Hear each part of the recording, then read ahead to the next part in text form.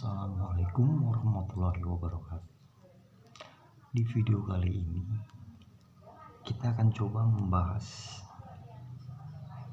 apa yang namanya hidup tenang.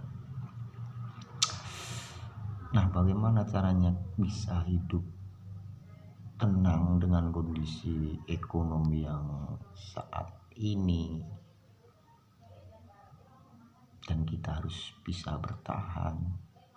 Ada solusi, apa solusinya, dan tip dari saya agar hidup kita lebih tenang di dunia dan di kehidupan masyarakat. Ada satu kunci hidup, bagaimana kita bisa hidup lebih tenang, lebih nyaman, dan lagi tidak ada tekanan di dalam lingkungan hidup kita. Sangat gampang.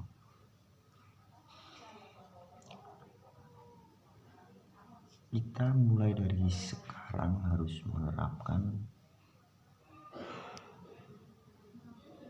metode ataupun pola pikir gimana caranya jangan sampai kita itu mencari atau meminjam uang ke teman, ke saudara, ataupun ke keluarga. Karena apa?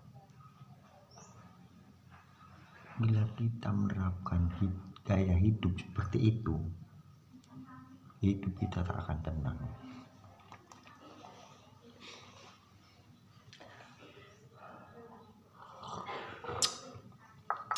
Dan yang pasti hidup kita makin tertekan.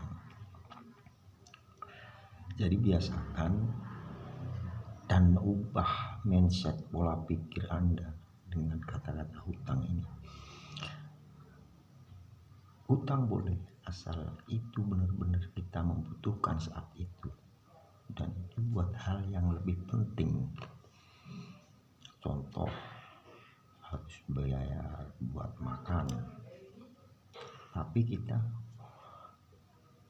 mencari pinjaman ataupun mencari hutang itu jangan sampai melebihi kemampuan kita untuk membayar. Nah, yang kedua, hutang buat biaya kita sakit. Nah, mau nggak mau kita nggak ada uang, gimana caranya kita harus membayar. Contohnya kita harus beli obat, harus periksa, itu semua harus cash dan harus dibayar. Jadi itu bisa kita bayar. Kalaupun nggak ada uang, kita harus pinjam. Tapi jangan lupa ketika kita sehat, cari uang yang semangat, bayar utang.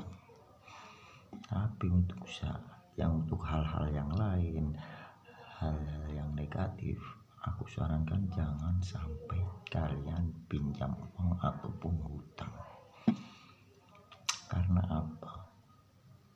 Dalam prinsip dan pola pikir saya saat ini, hutang itu adalah bom waktu. Kenapa saya bilang bom waktu? Karena suatu saat hutang itu akan menghancurkan diri kita.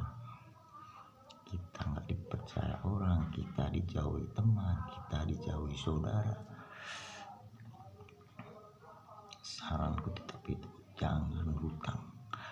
Dan biasakan dalam pikiran Anda, hutang itu hantu ataupun bom waktu yang menakutkan. Terima kasih. Jangan hutang bro. Contoh,